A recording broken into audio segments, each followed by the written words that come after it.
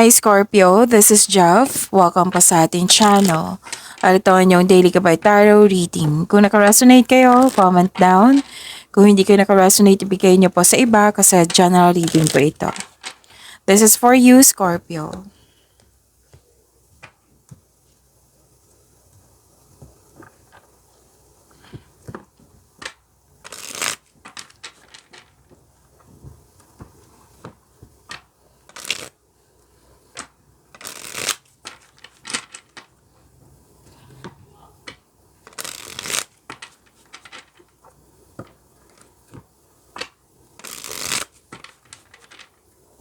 Para po ito sa inyo, Scorpio.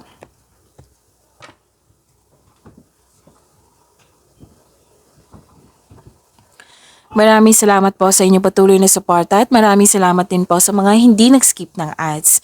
Gamitin ang reading na ito bilang gabay lamang sa mga hindi pa nag-subscribe, subscribe na po kayo at click bell notification para malaman nyo na may bago tayong video. Para sa mga gustong magpa-reading, comment kayo ng personal reading. Again, comment kayo ng personal reading and check my reply sa comment section. Paalala lang po, may ubo po ako ngayon. Pahinto-hinto po ako kasi nag-water therapy ako para araw-araw yung reading natin. Okay?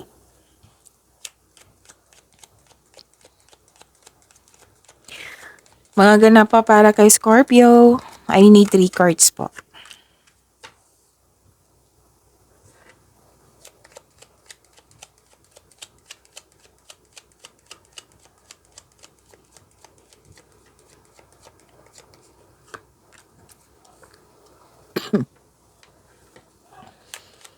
Excuse me. Mga ganap pa para kay Scorpio.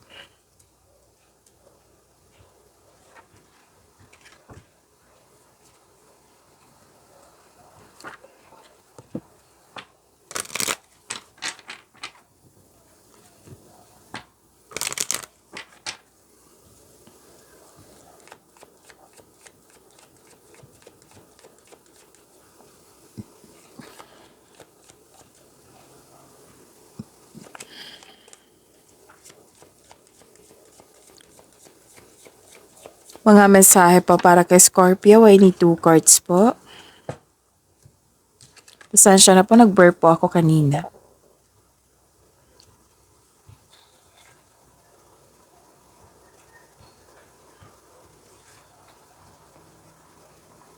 May importanteng desisyon dito. May importanteng ganap regarding sa passion niyo po. Mag-ingat lang po kayo kasi may nakita ko ditong na-provoke kayo. Pwedeng na-provoke kayo kasi may nainis ka dito or nagalit kayo kasi nasaktan kayo, nagkaroon ng argument.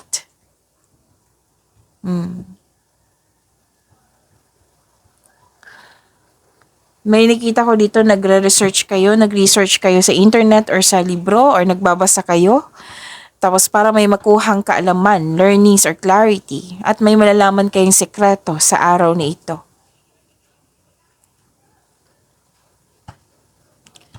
May nakikita rin ako dito may kausap ka, wiser, mentor, elders, parents na nagbigay ng wisdom message sa iyo, nagbigay ng support sa iyo.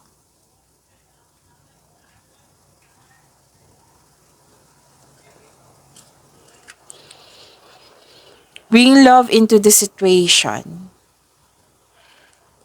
And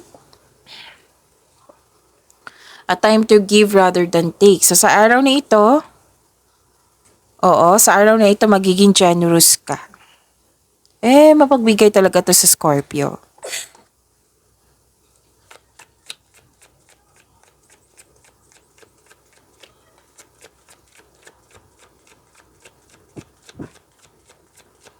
Energy po ni Scorpio.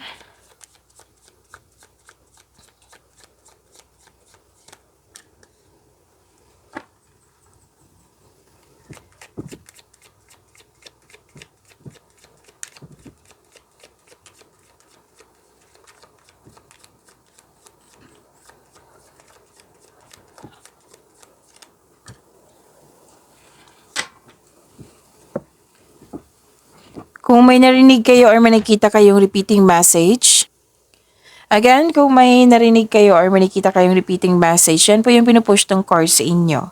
Like for example, nanood kayo ngayon ng May 29 at May 30 na video reading nyo, Scorpio. Yan po yung pinupush ng cards nyo na kailangan nyo bigyan ng atensyon, solusyon, at aksyon kung maaari po. So, ano yung energy ni Scorpio?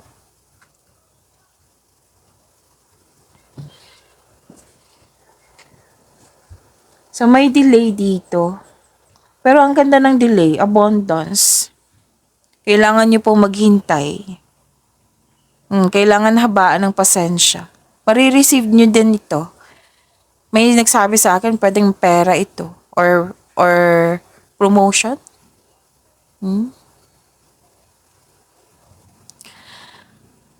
So, habaan ng pasensya ha. Sabi ng card dito, the universe asking you to loosen grip and relax. Mag-reconnect ka at mag-ask ka ng divine assistance.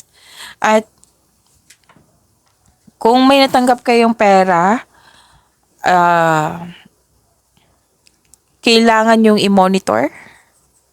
Oo, kasi may nakita kong loss of money dito. Pwedeng nawala, kinuha, na damage, ginasta, ninakaw, or may nangingialam sa inyong kaperahan. So, pay attention ha. Pwedeng naisip nyo to or mangyayari. Sana hindi mangyayari, diba? So, beware. At least na alam nyo. Okay? Like for example, may gusto kang bilhin. Nakita ko na lumabas sa cards ko kanina na ang sabi na kailangan kong i-monitor yung money ko. Baka ito na yun. Baka kailangan pigilan yung sarili mo. Baka mapagasta kayo. Pero at the end of the day, kayo naman po yung mag-decide niyan. Yung kayo talaga, kasi inyong pera nyo yan eh. May paalala lang card nyo dito kasi nga, tinutulungan kayo ng inyong card. It might be na mapagasta kayo. Gusto ng card dito na hindi magkaroon ng disbalance sa kaperahan. Pero itong abundance na ito, parating na po. Nakatadahan na to sa inyo. This is gift from the universe. Oo. Most likely, career and money. Pwedeng nang natanggap nyo na pwedeng natanggap nyo na nagkaroon lang siya ng delay. It might be naghintay ka ng 4 hours o ganon. 2 hours. Pinaghintay ka. So, yun, may clarity, which is lumabas dito sa oracle cards nyo. May clarity, may clarity, may clarity. May glory, gain, satisfaction, full of positivity, strength. This is the happiest, okay? Sa lahat ng cards lumabas dito, yung happiest card. Happy kayo ngayon. Mukhang yung abundance na delay, dumating na po. May success at achievement na parating, may parating na blessings na it will lead you to happiness. Improvement sa health is on the way. Naka-recover ka na. Ito ay magandang kalusugan, kaligayahan at kaya-ayang pakiramdam. Yan ang sabi ng card. May nakita nga akong reunion dito. Pwedeng old friend, partner, family member. So, komportable ka at secure ka sa buhay mo.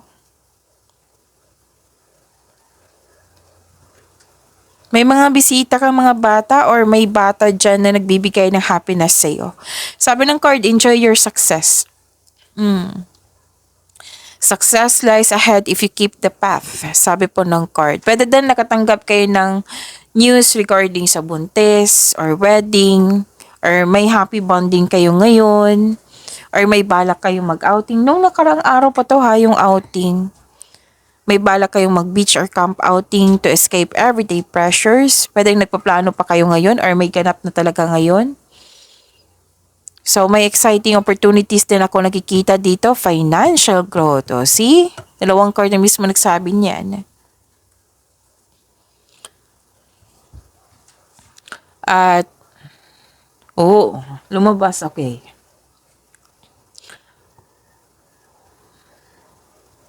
Okay. May bata talaga dito. Pwedeng inner child mo na binigyan mo ng panahon ngayon. Na nagbigay ito ng happiness sa iyo. Might be may binigay ka sa yung may nangyari na tuwa yung inner child mo. Pwedeng literal to na bata to ha, or inner child. Tapos pwede din may magbigay ng tulong sa iyo. Kasi may nakita ko dito pwedeng business partnership or pwedeng tutulungan ka ng taong ito. At natuwa ka sa kanyang pinakita, sa kanyang ginawa na nagbigay ng tulong. So you are feeling healthier inside and out. Na-overcome mo na yung mga nararamdaman mong inip, sadness, or illness. Kasi nga this is improvement.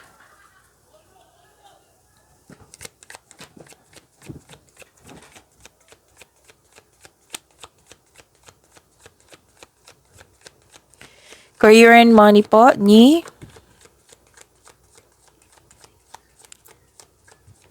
Scorpio.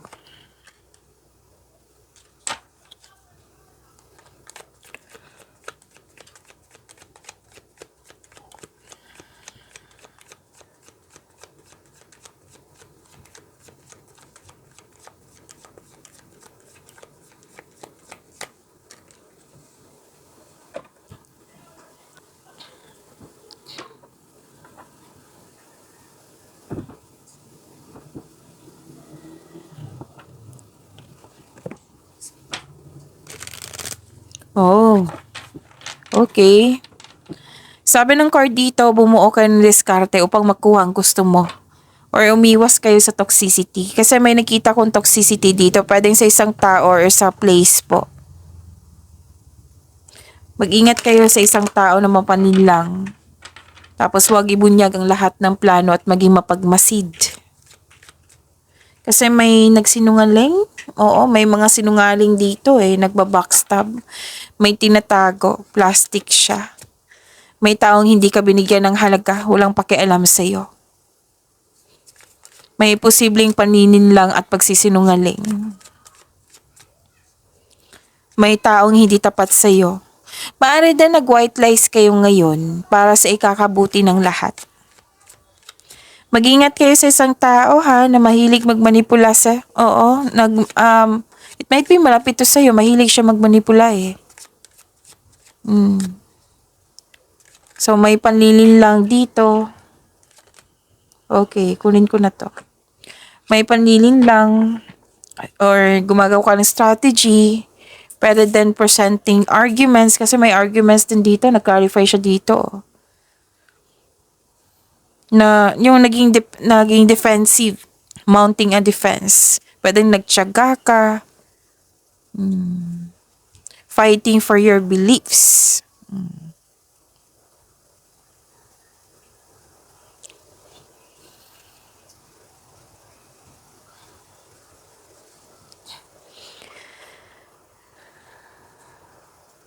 Kailangan mo ng tamang pahinga dito, Scorpio. Kasi wala kang tamang pahinga dito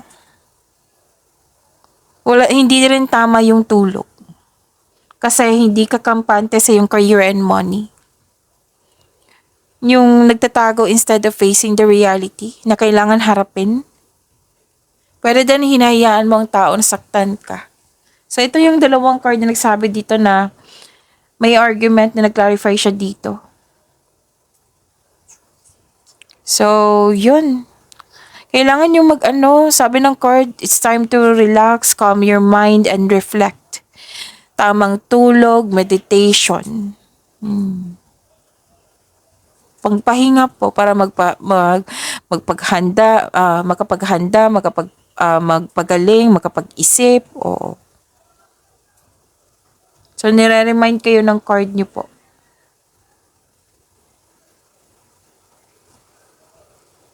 Pwede din nagkaroon ng pagod or stress dahil siguro na hindi nagkaroon ng pagkakaunawaan sa isang tao. Dalawang card kasi nagsabi dito.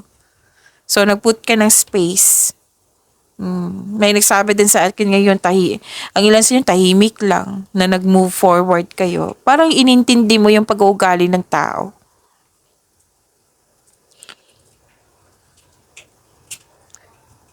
So, control on overspending sa pagtrabaho, ha? Might be overworking na kayo. Pagod na pagod kayo dito,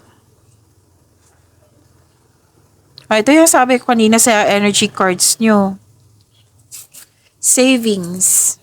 You always need to put something. Create savings for the future. So, mag-save po daw kayo. So, yung dumating ng pera sa inyo, i-save nyo po daw. Sabi po ng card. Save.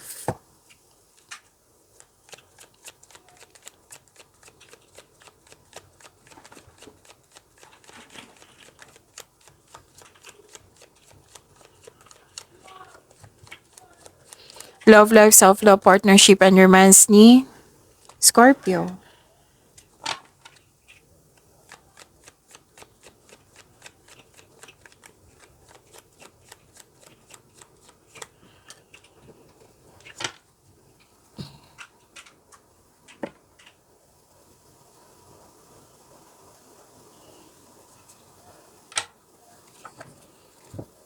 Okay, so this is awakening, acceptance, self-assessment, atonement.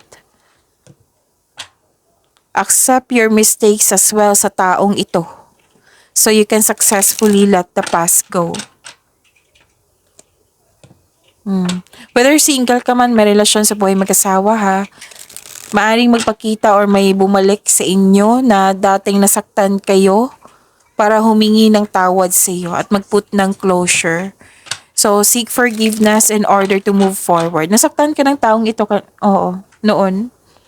So, babalik siya para humingi ng tawad sa iyo. So, sabi ng card dito, seek forgiveness in order to move forward.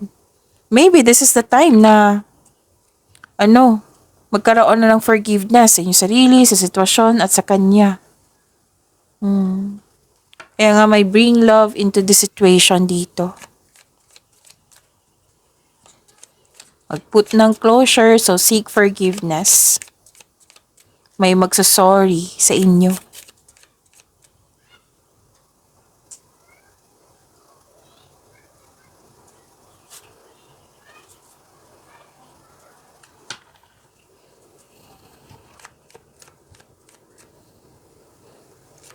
Pwedeng nagkaroon kayo ng problema sa sa pera dahil sa taong ito.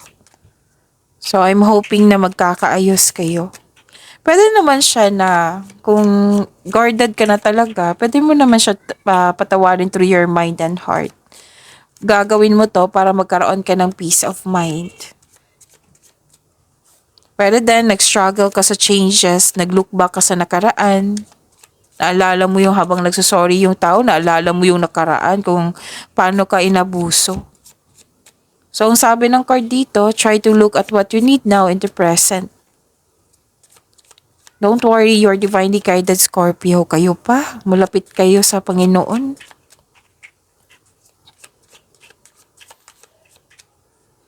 So, yun na. Importante talaga, this is a time for forgiveness talaga. Set yourself free. Freedom po. Maging balanse at mag-create kayo ng calm atmosphere. Maging mapagpasensya. May tao dito na tutulungan ka. So, dalawang card na mismo nagsabi dito, may tao talagang tutulungan ka. You're guided to find peace. Habaan ng pasensya ha. If you're not ready, nakausapin tong taong ito, you can forgive this person through your mind and heart. Pwede i-text mo siya, sige, forgive na kita. But you must process this kind of emotion. Kasi nakikita ko talaga nasaktan ka.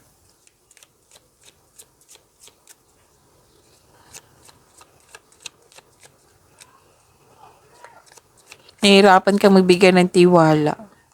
So that's normal, Scorpio, naunawaan kita. Okay, message po sa love life. Spirit's guide, message po sa love life ni Scorpio.